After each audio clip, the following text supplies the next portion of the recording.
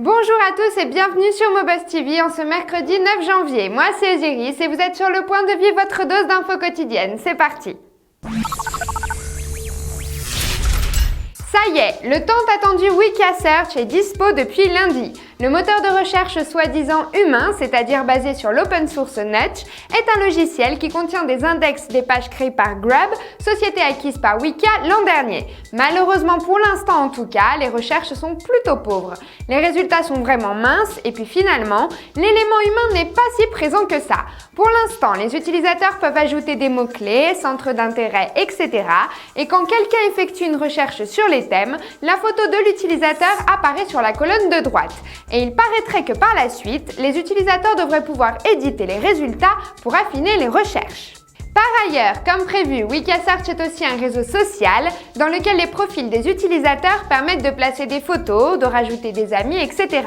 Ok, c'est qu'un début, ça s'améliorera sûrement, mais je veux dire, réfléchissons un peu sur le sujet. L'open source appliqué à un moteur de recherche, est-ce que c'est si bien que ça ? Je veux dire, pour avoir un bon moteur de recherche, une structure solide de gens qui savent ce qu'ils font est réellement nécessaire. Et puis, est-ce que les utilisateurs se prêteront réellement au jeu ? Est-ce que la participation sera réellement présente une fois les moyens mis en route ? Car sur un moteur de recherche, l'intérêt est de chercher. Donnez-moi votre avis. Est-ce que vous vous motiveriez à nettoyer et participer ? Et puisqu'on parle d'interactivité et de partage d'opinions, arrêtons-nous sur bigthing.com que l'on pourrait définir comme une sorte de YouTube thématique tournant autour des réflexions et opinions sur des sujets divers et variés. Le site convoque les grands penseurs de nos jours et invite le public en général à réfléchir sur les grandes idées de l'humanité de nos jours en parcourant deux principales catégories regroupant les thèmes. D'un côté se trouve la catégorie méta qui contient de grandes questions telles que la foi et la croyance, la vie et la mort, l'amour et le bonheur, etc. Et de l'autre se trouve la physique qui regroupe les thèmes d'art et culture, d'économie, histoire ou politique par exemple. Le site est doté d'une grande variété de penseurs, d'entrepreneurs, de politiciens et d'écrivains et l'interface permet facilement de laisser des réponses et d'initier des débats à travers l'upload de vidéos, de textes ou de fichiers audio.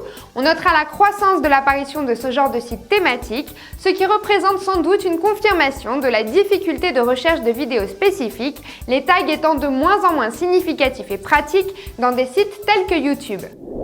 La tendance au rapprochement du web et de l'univers du salon et de la télé se confirme. Récemment, Netflix annonçait un partenariat avec LG permettant la diffusion de vidéos directement sur la télévision sans avoir à recevoir de DVD et Microsoft affirmait que Mediaroom avait déjà été distribué dans plus d'1 million de foyers pour amener le contenu du net sur notre télé. Et bien maintenant, c'est au tour de Google de s'y coller. En effet, le fabricant japonais Matsushita a signé un accord avec Google qui permettra le lancement de télé à écran plat qui offriront un accès à YouTube et à d'autres services Google, ce qui est une grande première pour Google dans ce domaine.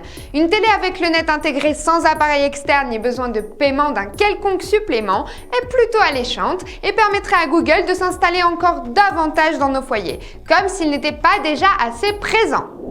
Le site de la NBC va munir ses vidéos de code de partage pour permettre ainsi l'intégration de vidéos du site sur les blogs ou autres des internautes, comme le fait par exemple YouTube, voire même nous-mêmes à travers notre chaîne sur le tube. youtube.com/mobuzzfr pour ceux qui ne le sauraient pas, ce qui leur fait un bon boost de promotion pour leurs vidéos. Et puisqu'on parle de propagation de vidéos, en voici une plutôt néfaste et effrayante. Des messages vidéo protagonisés par les leaders d'Al-Qaïda sont maintenant disponibles en téléchargement pour téléphone portable. L'annonce est faite vendredi dernier par le principal médiateur d'Al-Qaïda, Al-Saab, à travers des sites habituellement fréquentés par des sympathisants du groupe terroriste.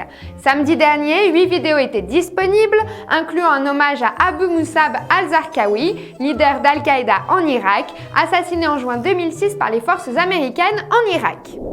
Que faire lorsqu'on habite à 3191 miles d'une super pote et que l'on veut ignorer la distance ? Stéphanie et Emma vont leur propre solution et ça donne un blog et une idée vraiment sympa. Leur message est simple, nous vivons à 3191 miles de distance l'une de l'autre et on aime se lever tôt. Ainsi leur blog se constitue d'une photo prise chaque matin par chacune des deux internautes, les mettant en scène elles-mêmes, leur maison ou un quelconque élément de leur matinée, photos qu'elles collent l'une à côté de l'autre pour donner ainsi une représentation colorée et poignante de ce que peut être l'amitié. On voit ainsi que la technologie peut réellement effacer les distances et pas seulement à travers le chat. En plus, le site invite à l'interaction puisque les utilisateurs peuvent commenter les images.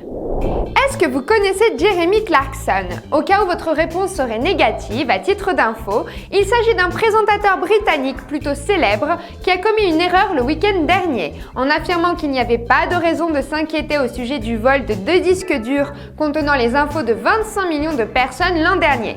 Et super sûr de lui, pour démontrer que personne ne pouvait être volé, Clarkson s'est amusé à divulguer son numéro de compte en banque.